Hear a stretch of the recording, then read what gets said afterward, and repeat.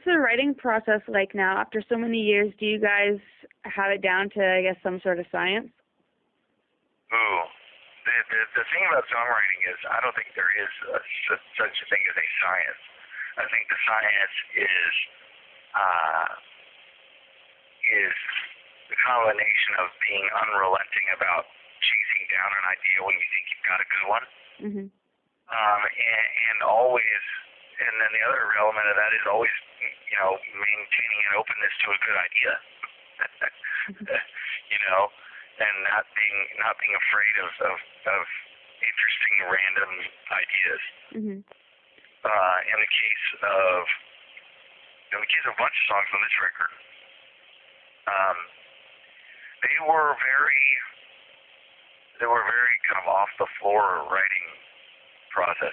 We were sitting together, and there were various ideas being thrown around, and we would start playing the ideas together, and then there were and trying to kind of hash out the arrangement and trying to kind of decide whether or not the melody was right and things of that nature. But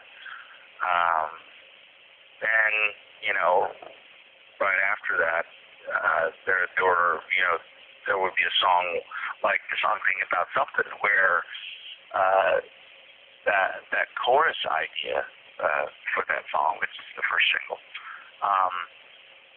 had been around for about almost 3 years at that point. It was interestingly never actually formally recorded in any particular way. It was captured on the back porch of the recording studio that we have in Oklahoma when we were writing for the album The Walk. And we were outside and we were just goofing around, and I was on an acoustic guitar and we started singing something, and it was a little bit more white boy. It was a little less groovy, but it actually also was a little bit more retro, like 50s Mm-hmm. style, like doo-wop vocal group type style, as opposed to what it evolved into rhythmically, which is kind of a little bit more like 60s soul.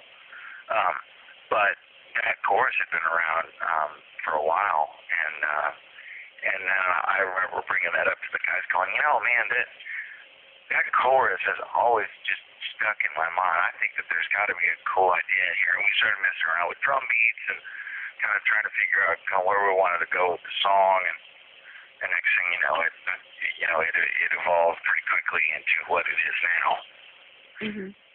How did you guys know when the album was done? Is it just a feeling you get, or do you actually need someone to say, okay, guys, I think that this is it? Well, the someone is especially these days is us. As far as, okay, guys, it's it. It's done.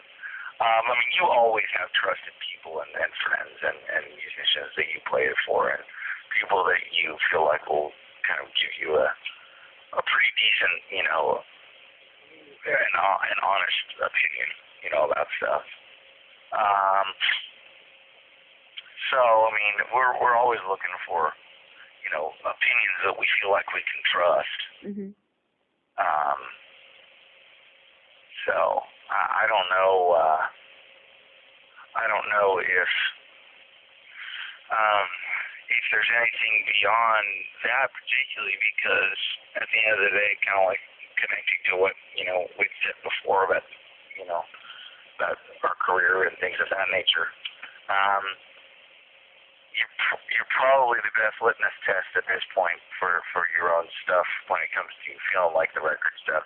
We're pretty harsh between the three of us, though. That's the other thing. Mm-hmm. We're generally not artsy fartsy about our music. We're pretty cut and dry, especially me, about whether or not you feel like the record's done. But I will say, though, the record had been recorded. We'd done 12 songs. We thought we were done with the record. And then in January of this year, we went back into the studio and recorded 2 more songs, and also added all the horn section stuff on the entire record. Mm-hmm. Because we knew something was missing.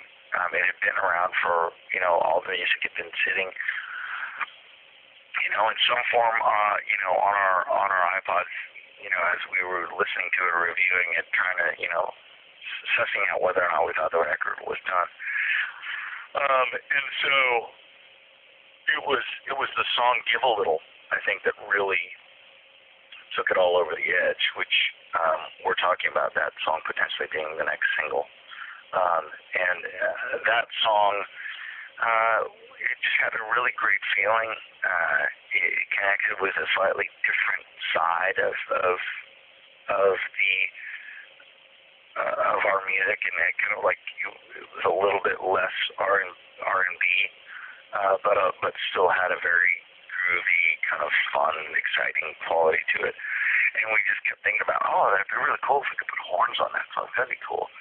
And then there was the song "Thinking About Something," which we had talked about over and over and over again, possibly putting horns on.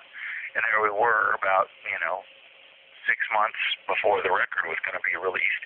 And we said, you know what, we keep thinking about this. This is ridiculous. We just need to do it. And so we called up Jerry Hay, who we knew. And I said, hey, man, well, what do you think about these songs? And we sent him 7 songs. And we said, okay, can you make something great out of this? And of course, that's kind of a rhetorical question there, because Jerry can always make something great out of a song and out of a horn arrangement. But anyway, he took a listen to it and brought it to the studio, and man, it changed the whole record. I can't imagine what the record would have been like without it. It just wouldn't feel right. And it was a combination of that song "Give a Little" as well as the song "Me, Myself, and I," which we also recorded, which had been around. Me, Myself, and I had been around forever, since like early 2000s. So probably in the realm of 7 or 8 years old.